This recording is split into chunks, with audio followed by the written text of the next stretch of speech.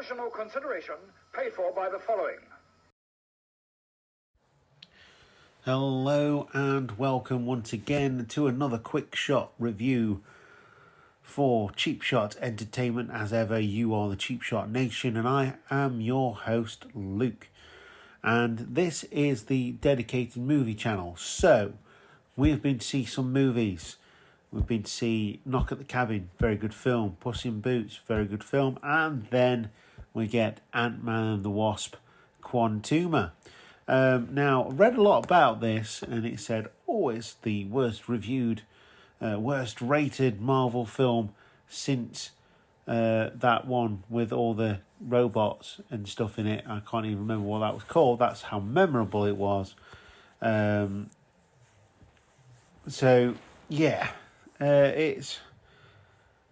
It's actually not that bad, to be fair. Paul Rudd does a really, really good job with playing Ant-Man.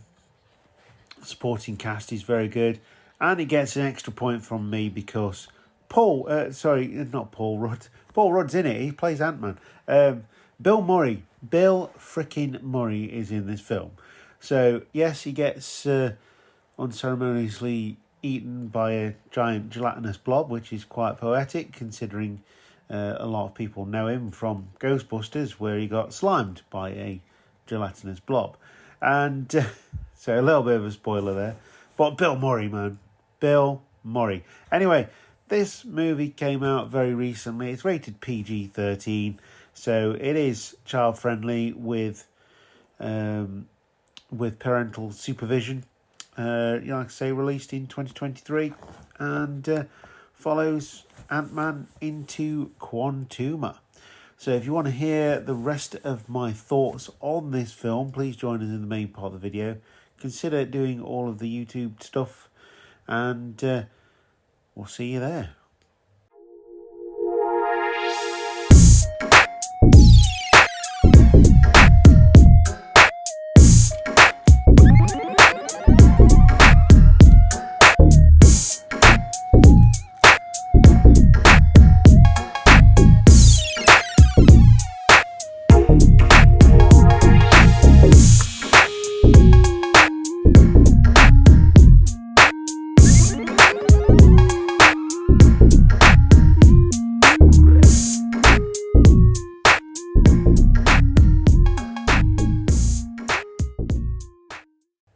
So, Ant-Man and the Wasp Quantumania follows Scott Lang and Hope Van Dyne, along with Hank Pym and Janet Van Dyne, exploring the quantum realm, where they interact with strange creatures and embark on an adventure that goes beyond the limits of what they thought was possible. Now, like I say, it stars Paul Rudd, Evangeline Lilly, and Michael Douglas. Michael Douglas also gives a very good account of himself here. Excellent actor. Getting on a bit, but still can turn it on when he needs to. And it's directed by Peyton Reed, and the writers are Jeff Loveness and Jack Kirby. And like I say, it wasn't great. Jeff definitely wasn't great. Marvel's definitely falling heavy at the moment with the Avengers films coming to an end a good couple of years ago now, and trying to pick from the rest of their catalogue. And it doesn't always work, and it certainly hasn't worked really with recent films that they've done. But you have got some very good actors, actresses. Michelle Pfeiffer, Catherine Newton, Jonathan Majors plays Kang the Conqueror. Again, like I say, Bill Murray's not in it for very long, but gets an extra point from me because it's Bill frickin' Murray. And there's quite a few supporting cast that do a really good job. Now, I think the biggest thing with this for me is that it's very disjointed, and it kind of just follows the same pattern as all the other Marvel films. Something happens, they have to have a big fight, and then they win in the end. Not spoiling anything by saying that, because if you've seen one Marvel film, you've seen them all. And that's really where we're at the moment. It's big, it's got lots of action in it, it's funny in parts as well. Genuinely, Paul Rudd nails his character very, very well. And it's a really difficult one for me to review, because for what it's worth, I did actually enjoy the film for the most of it, for the most part, but it was, like I say, it was disjointed, it was a mixed bag. It was not a film that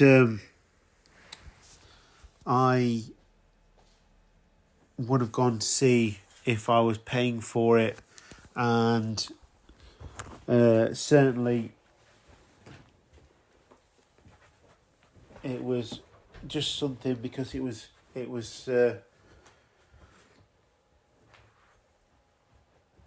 there to watch, and it's the only thing that was out, and it was one of those. But I was, like I say, I was pleasantly surprised by how much I did enjoy the film. It wasn't great, but it's also not bad either. I mean, some people will poo all over this film. Some people have actually put that they did enjoy it. And yeah, it's kind of one of those in-betweens.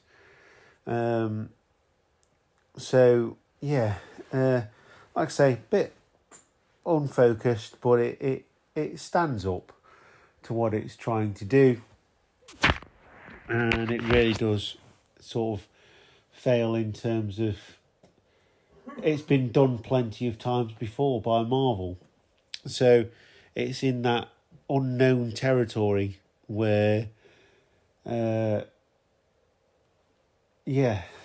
a Marvel film, but it's one of the lower characters, if you like. It's very well known, Ant-Man is, but they've used all the big characters that people know: Spider-Man, Thor, Iron Man, and all those. You know, they've done multiple X-Men films and things.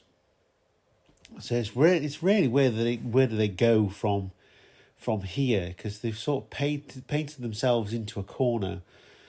I mean, we are getting Guardians Volume 3, which I'm looking forward to. Absolutely love the Guardians of the Galaxy films, both 1 and 2, and they are brilliant, so looking forward to those.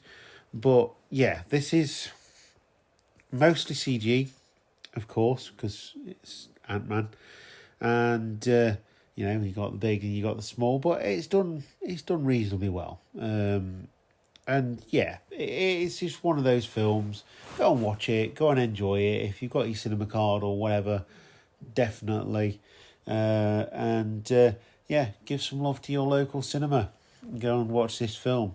We've got a couple of films coming up that are pre-booked. One's a preview film as well, called Pearl, which is the prequel to the film X, which I saw last year, and the review is on the channel. So yeah, would I recommend you go and watch this film? Yeah, go and give it your time. You may enjoy it.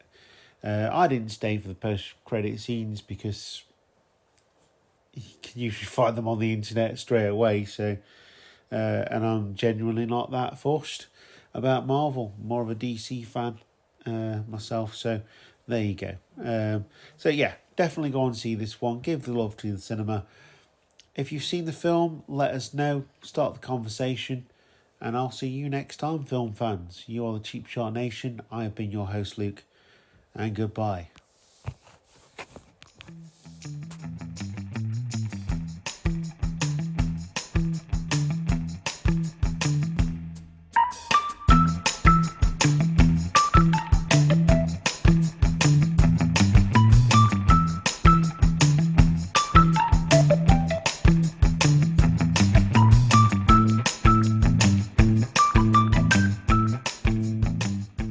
Hiya.